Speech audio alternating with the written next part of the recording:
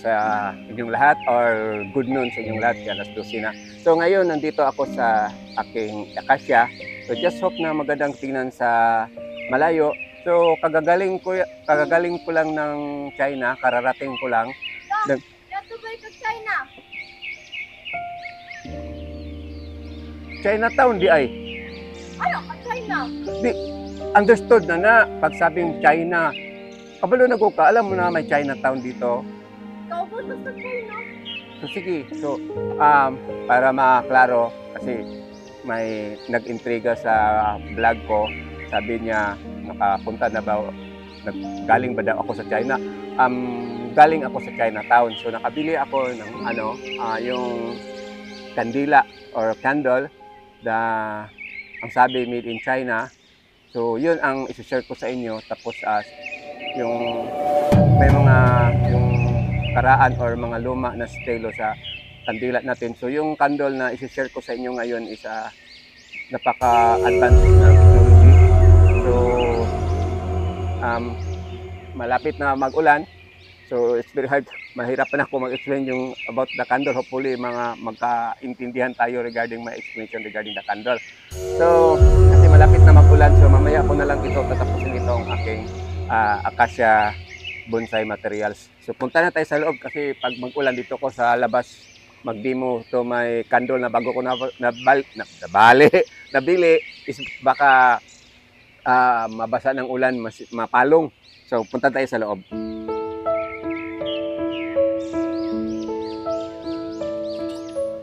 So ngayon, dito na ako sa loob kasi sa labas nagsimula na mag-ulan. So ito yung pakita ko sa inyo, ito yung dalawang nabili ko. Ito yung harap pangalan, candle from China. So nakalagay dito is dancing flame. Tapos dito sa likod,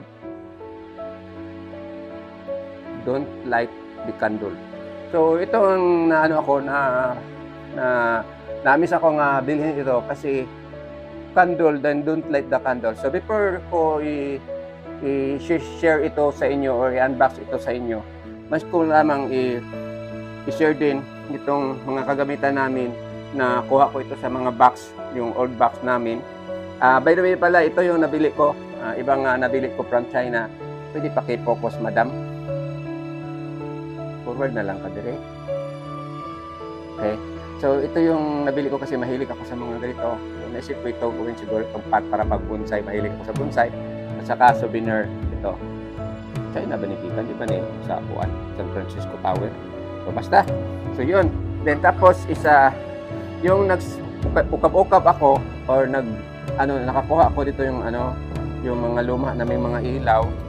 Then dito kaya ako nagbili yung kandila na ito. Yang tuloy. So ito kasi itong is an old style of candle compared to this new one. Then nakakuha din ako sa antique. May antique. So ang nakalagay dito is 1818. So pwede na ito maibenta. Tago ko ito. 1818. So kuha na ito. Antique na talaga. Then and also dahil yung mga mayaman hindi nakaranas ng ganito.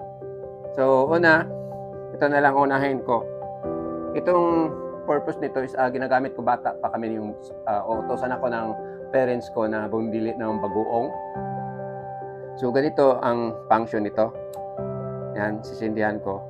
So mag-act siya as a flashlight. Yan. So hindi ka masusulaw sa bali tawag yon yung sa likod ba. So ito ang ginagamit ko. So sa mga mayaman hindi nakaranas ng ganito. So pwede paki-off yung ilaw para makita yung liwanag nitong aking flashlight. So hopefully makita dyan. So ito ang ginagamit ko. So nagtanong ako sa mga iba-ibang tao na mga kaibigan ko. Sabi nila lata daw ang ginagamit nila, hindi ito. Sa amin is bagol. So this is a niyog shell. Then lagyan ng kandila. But this kind of light is until now is ginagamit pa rin ito doon sa bukid. Tantangon ako ng kalo. Doon sa bukid. So patay na siya. Ginagawa ko ito nga souvenir. Kasi minsan lang tayo makakita ng gumagamit. Pero ngayon, kung akit ka sa mundo, may gumagamit pa na ganito. So, patayin natin. So, about this one naman, is old style of yung candle, yung lagay natin sa artal. Ito ang problema. Kaya bumibili ako ng ganito. So, pag sindi mo, ganyan pa. Tapos, minsan, di pa madagkutan. Like that one. So, yan. So, ang tagal. So, palit mo na to. So, yun na siya. So, ibaba natin muna itong mga pinakita ko yung mga antique namin. So, ito na yung old na style of candle. Then, ito na ang binili ko sa China.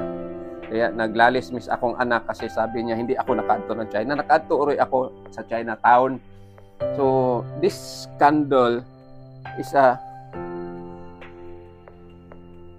mag-lighter ang nadalaan?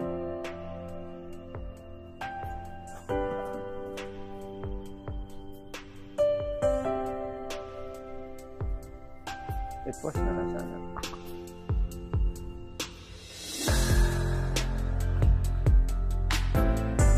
So, ito ang niya, lighter.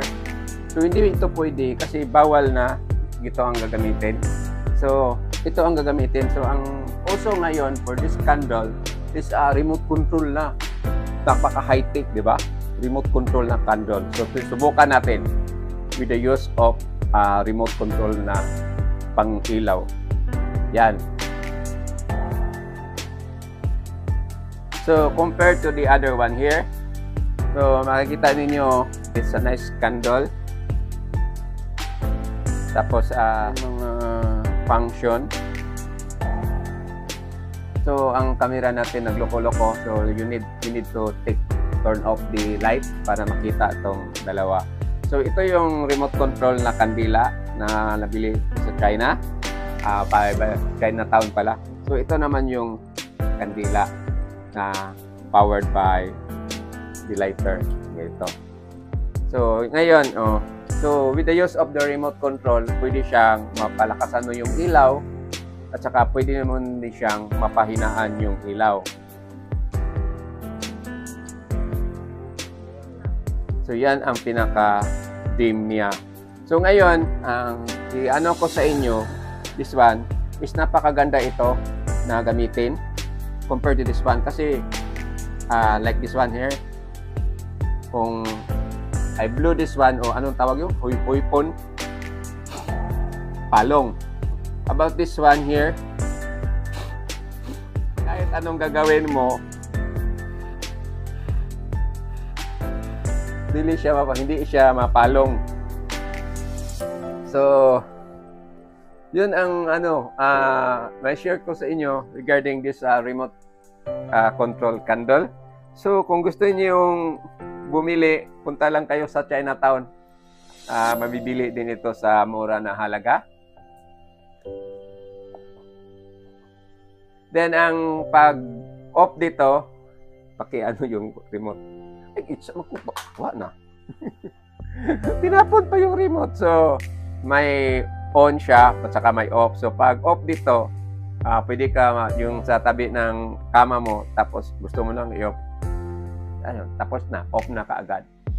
But this is a sensor kasi kung tignan mo sa ilalim, wala siyang wire. So, remote talaga.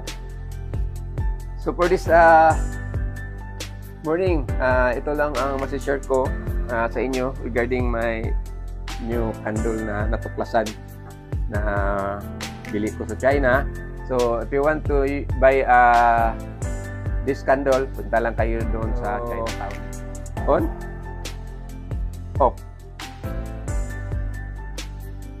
Dayon sa dim. Dim naman. Yan. Then, pahayag. Ay, wala hapon. So, yun lang. So, maraming salamat sa panonood. Hopefully, magustuhan niyo itong kandila ko na nabili sa China. Thank you very much for watching. God bless you or have a nice morning ahead of you. Bye-bye.